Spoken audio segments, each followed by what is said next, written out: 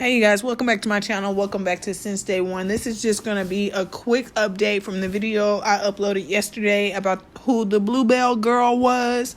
Well, first of all, y'all, Bluebell says it found the tub of ice cream that was licked in the viral video, okay?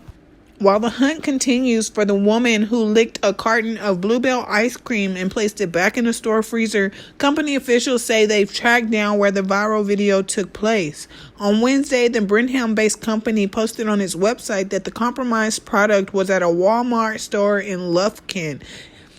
We have identified a Walmart in Lufkin, Texas as the store where the malicious act of food tampering took place.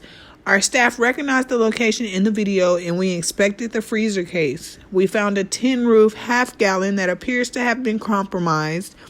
Based on security footage, the location, and the inspection of the carton, we believe we may have recovered the half-gallon that was tampered with. Also, the Lufkin Police Department has been notified and is taking over the investigation, and they also have a camera image of the person who licked the ice cream, y'all. The search then even went as far as to look at Houston Walmart stores after investigators learned that the identified woman may be living with a boyfriend in that area.